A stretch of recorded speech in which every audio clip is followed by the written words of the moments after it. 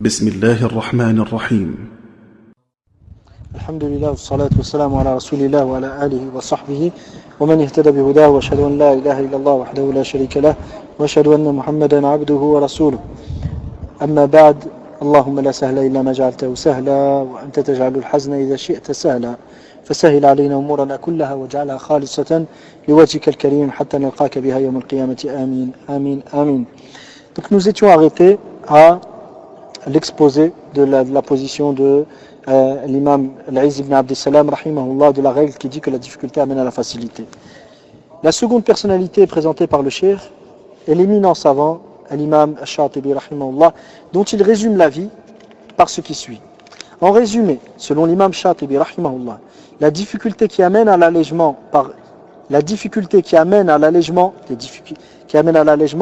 des responsabilités légales, parmi celles auxquelles le législateur n'a pas déterminé de cause précise, c'est-à-dire les difficultés auxquelles Allah subhanahu wa ta'ala n'a pas fixé de cause légale, précise, claire et apparente. Dès qu'on voit ces causes-là, dès qu'on voit ces choses-là, on sait que la difficulté est présente et par conséquent la facilité, l'allègement des responsabilités légales en découle aussitôt. Donc la difficulté qui amène à l'allègement parmi celles auxquelles le législateur n'a pas déterminé de cause précise, je répète entre parenthèses, celle que le voyage pour la permission de déterminer le nombre de diminuer du nombre de raka'at en prière, de prière, cette difficulté est celle qui sort de la normale et n'est pas coutumière et dans l'usage général. Comment sait-on qu'elle n'est pas coutumière? C'est en prenant en compte l'usage général. Et qui par conséquent conduit à une nuisance pour le serviteur, ses biens, son état et sa situation de manière générale. Puis l'auteur, à savoir Cheikh Yaqub Bahsin, hafidhahullah, clôt ce chapitre en évoquant la vie pour laquelle il opte. Il dit: la gêne est de deux sortes. Une difficulté qui, usuellement parlant, est supportable, aussi bien à court terme qu'à long terme, telle que la difficulté à jeûner, faire le hajj, donner la zakat et l'ensemble des responsabilités légales. Toutes ces difficultés sont supportables et réalisables à long terme. Cette forme de gêne est légale, c'est-à-dire elle est tout à fait, c'est-à-dire que légalement parlant, on se doit de la supporter. En aucun cas on ne peut remettre en cause les prescriptions religieuses, et les obligations sur base de la simple présence de cette difficulté. Donc cette forme de gêne est légale et nous sommes tenus responsables de la supporter si jamais elle se présente, tout en sachant que le but n'est pas d'épuiser le serviteur. Le but n'est pas d'épuiser le serviteur, loin de là.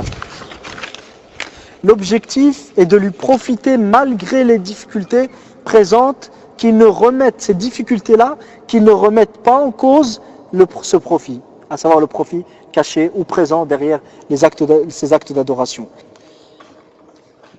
Ceci car dans toutes les responsabilités légales, at-takalif ou shar'iyya, chacune porte un degré de difficulté supportable.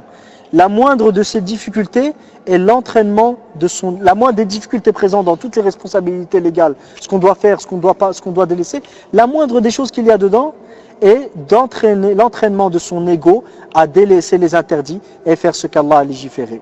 Et si toutes les responsabilités étaient d'une totale facilité, les désobéissants n'existeraient pas et nul ne s'opposerait au commandement d'Allah. Et comme on a dit, l'objectif de cette responsabilité légale n'est pas de fatiguer les gens. Oh que non, le but est de réaliser leurs réels intérêts et les choses qui présentent un bien pour eux dans leur vie et après la mort. Le but est de réaliser leurs réels intérêts et les choses qui leur sont bénéfiques dans la vie présente et dans l'au-delà. Voir pour plus de détails les ouvrages suivants: Usul al-Fiqh d'Abu Zahra, page 305, Mabahith al-Hukmi 'inda al-Usuliyin, page 195 de Muhammad Madhkour. Puis l'auteur, Cheikh Yaqub hafidhahullah, cite Al-Izz ibn Abdissalam pour justifier ses dires, et il dit ensuite: cette forme de difficulté n'est pas celle qui implique l'allègement. Elle n'entre donc pas dans la règle. Cette forme de difficulté n'est pas celle qui implique l'allègement, elle n'entre donc pas dans la règle. La deuxième catégorie maintenant de difficulté, parce que tout à l'heure nous avons parlé de la première catégorie.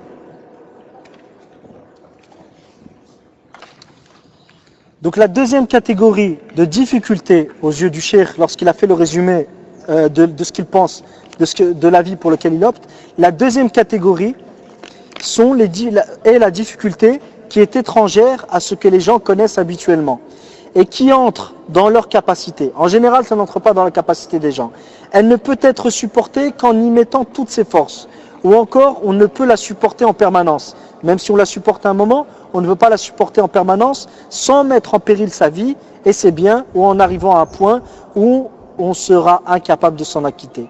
Et il n'est pas permis d'être tenu responsable face à ce genre de difficultés. Et la loi islamique n'a jamais tenu responsable les gens face à ce genre de difficultés, en raison du fait qu'elle s'oppose aux objectifs même de la charia. À ce sujet, Abu Zahra précise qu'il est possible d'être tenu responsable face à ce genre de difficultés sous deux conditions. La première, que cette responsabilité devant Allah ne soit pas permanente et continuelle. D'accord ? La deuxième, qu'elle ne soit pas une obligation pour chaque membre de la communauté, mais seulement pour une partie, comme c'est le cas du djihad dans la voie d'Allah, la patience lorsqu'on est contraint de prononcer une parole de kufr, la déclaration d'une parole de vérité auprès d'un sultan injuste. Et on retrouve les difficultés de ce genre dans la charia que dans trois cas. On ne retrouve les difficultés de ce genre dans la charia que dans trois cas de figure. Le premier, dans les obligations relatives à une partie de la Ummah, ce qu'on appelle furud al-kifaya, tel qu'ordonner le bien et interdire le mal, dans un cas où celui qui le fait met sa vie en danger. Deuxième cas de figure, dans les cas où un profit général ne peut être obtenu qu'en se sacrifiant totalement de par son être et ce qui nous est cher. Le troisième cas de figure, le cas où l'un des droits d'Allah est attaqué, ou l'un des droits des serviteurs. Patienter dans ces cas est obligatoire, même si cela est d'une difficulté hors norme, comme le cas de celui qui est contraint de tuer une personne afin de sauver sa vie. Il devra patienter et ne pas tuer en vue de sauver sa propre vie. Une parenthèse ici, y a-t-il un plus grand droit d'Allah que le tawhid? Y a-t-il un plus grand droit d'Allah subhanahu wa ta'ala que le tawhid? Le droit de légiférer n'est-il pas l'un des plus grands droits d'Allah tabaraka wa ta'ala? Et si la difficulté aussi grande soit-elle, tant qu'elle n'atteint pas le degré de contrainte réelle, ne permet pas de participer à attaquer un des droits d'Allah, que dire dans les cas d'élection où, quoi qu'il en soit, tous les électeurs se valent dans cette transgression du droit divin? Ou oserait-on prétendre, comme le font certains ignorants, que le droit de législation absolue ou le pouvoir souverain d'arbitrage n'appartient pas à Allah, tabaraka wa ta'ala, seul et unique? Retour maintenant aux paroles de Cheikh Yaqub al-Hussein, hafidhahullah, qui au passage, donc comme j'avais précisé auparavant, fait partie du comité des grands savants d'Arabie, pour ceux qui laisseraient sous-entendre qu'il serait un... Le Cheikh ensuite détaille d'autres points. Quant à nous, nous arrêterons là, incha'Allah ta'ala. Retour maintenant aux conditions d'application des règles de fiqh. Le Cheikh, hafidhahullah, cite ensuite un autre exemple, qui est la règle qui dit que la nécessité permet l'interdit. Cette règle ne peut être prise en compte et être appliquée sur ses composants qu'en présence de conditions précises, parmi lesquelles, premièrement, que ce soit une réelle nécessité et non une nécessité illusoire.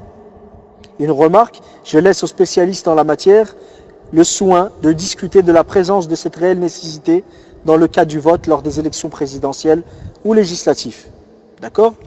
La deuxième condition, que le retrait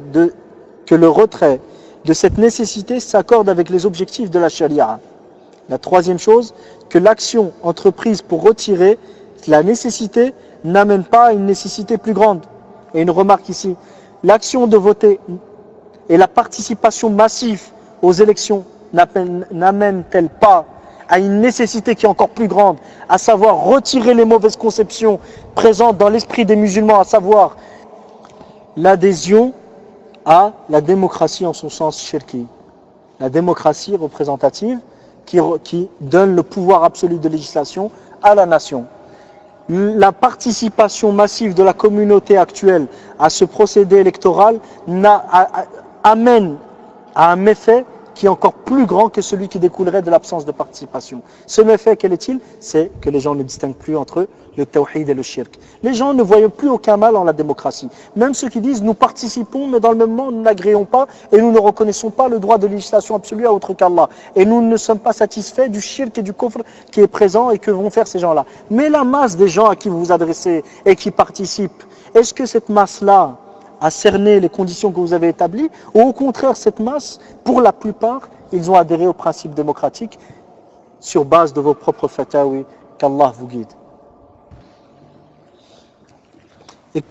Et pour ce second et ce troisième point, d'une part, au sujet du cas du vote, d'une part, l'action de choisir un président en participant par le vote, qui est une action dont l'indication première est la reconnaissance et la satisfaction de la fonction de ce candidat. Donc de cette optique-là, la règle ne peut en aucun cas s'appliquer sur le cas du vote.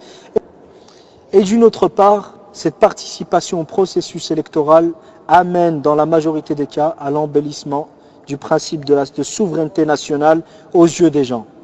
Et dans l'hypothèse où nous admetterions que le vote n'est pas illicite dans tous les cas et qu'il est permis de voter pour éviter un moindre mal, cette conséquence de l'acte amène forcément à l'interdire. Car en réalité, il n'évite pas de moindre mal, étant donné que la majorité de ceux qui y participent et ceux que l'on appelle à voter ne voient aucun mal dans la démocratie en soi.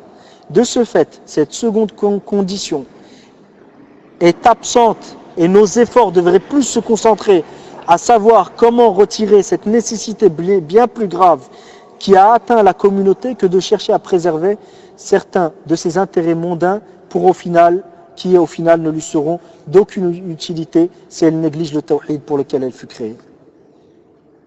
La quatrième condition, qu'il ne découle pas du retrait de cet état de nécessité une nuisance pour autrui. La cinquième des conditions, que la nécessité soit estimée à sa juste valeur, et ce qu'on vient de citer là, ayyuha al-ikhwa, est valable pour toutes les autres règles de fiqh. À savoir qu'il y a des conditions d'application aux règles de fiqh. Ici, voir le principe de Darura de Jamil Mohammed Moubarak de la page 305 à la page 348, voire page 305 et 348. Ça, c'était un des cas de figure ou de certaines conditions concernant la règle qui dit que la nécessité amène forcément que la nécessité permet l'interdit. Et ce n'est là que des exemples de conditions. Ce n'est là que des exemples de conditions.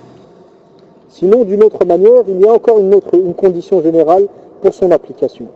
À savoir que pour que la règle soit appliquée, cette règle ne doit pas contredire elle ne doit pas contredire ou s'opposer à un élément dont le poids juridique est plus important ou qui lui est égal, que ce soit un dalil qui ne traite que d'un seul sujet tant qu'il est pris en compte ou une autre règle de fiqh qui fait l'unanimité. Les dalils qui ne traitent que d'un seul sujet sont ce qu'on appelle un nusus. Donc l'exemple de ce qui s'oppose à un texte jus'i, à savoir un dalil qui ne traite que d'un seul sujet, est la règle selon laquelle, à l'origine, toutes les bêtes mortes sont illicites. Cette règle ne s'applique pas aux poissons et sauterelles, car elle s'oppose à un texte légal qui prouve leur permission. L'exemple du second cas, à savoir que la règle ne doit pas s'opposer à une autre règle qui fait l'unanimité, l'exemple de ce second cas est l'avis selon lequel la femme qui a une coulée de sang permanente sans être en mesure de distinguer entre le sang des menstrues et le sang normal, que celle-ci doit faire le ghusl à chaque prière. Ce cas est une exception à la règle qui dit que à la base tout est absent jusqu'à preuve du contraire. D'accord ? Au sens, ici entre parenthèses, au sens, dans notre cas, que si nous appliquions cette règle, nous devrions dire que le ghusl n'est pas obligatoire pour cette femme. Je continue les paroles du cheikh. Il dit, et la raison pour laquelle ce cas n'est pas concerné par cette règle est qu'il entre dans un autre principe qui contredit cette dernière, qui est qu'à la base, se purifier de l'état d'impureté est une obligation, que se purifier de l'état de menstru est obligatoire. Le statut présent dans la règle, ou ce principe de base, n'est donc pas d'actualité ici, à savoir le statut présent dans la règle qui dit que tout est absent jusqu'à preuve du contraire et par conséquent, elle n'a pas à faire le ghusl. Ce statut présent dans cette règle n'est pas d'actualité ici, car il contredit un autre asl, un autre principe. D'accord ? Une autre condition encore, sous une autre condition générale qui serait à peu près la troisième. Que le cas sur lequel on veut appliquer la règle ne soit pas l'objet d'un hukm établi par un texte ou fasse l'objet d'un consensus. Dans quel cas on observera, ou on se doit d'observer, le statut déduit de la règle s'il s'accorde au texte ou au consensus. Il sera permis de l'appliquer, d'appliquer la règle. Si ce statut déduit de la règle s'accorde au texte et au consensus, il sera permis d'appliquer la règle, car rien n'empêche que plusieurs preuves affirment la validité d'un même hukm. Ou encore, rien n'empêche la multitude de preuves sur une seule question. Mais s'il les contredit, il ne sera pas permis d'y appliquer la règle. Voir pour plus de détails Al-Mahsoul d'Al-Razi, volume 2, page 432. Al-Razi l'a cité dans les conditions sine qua non du far', du sujet second, qui est l'objet de l'analogie, afin que le qiyas soit valide. Et nous sommes d'avis qu'il est possible de le transposer ici et l'appliquer dans ce contexte. Ça, c'est les paroles de Cheikh Yaqub Bahsin, hafizahullah. Et pourquoi dans ce cas ne pouvons-nous pas y appliquer la règle? La réponse est que car le hukm déduit de la règle est plus faible que celui qui est déduit au présent dans un texte spécifique ou qui fait l'objet d'un consensus. Et ici, une parenthèse, ayyuha al-ikhwa, le hukm déduit de la règle qui dit qu'on va voir, Inch'Allah, on va voir cette règle-là, à savoir que lorsque une maslaha amma et une maslaha, un intérêt général et un intérêt spécifique se rencontrent, qu'on fait primer l'intérêt général sur l'intérêt spécifique, le hukm, à savoir la permission de voter déduit de cette règle, c'est un hukm, est-ce que la permission de voter déduit de cette règle a été explicitement cité par les savants qui ont établi cette règle? Non, il a été déduit. Par conséquent, pour que cette déduction soit prise en compte, elle ne doit pas s'opposer à un autre texte ou s'opposer à un consensus.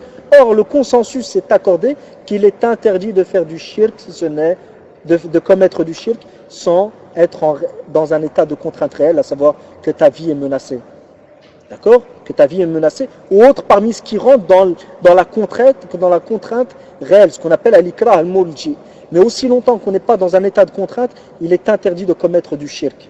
D'accord?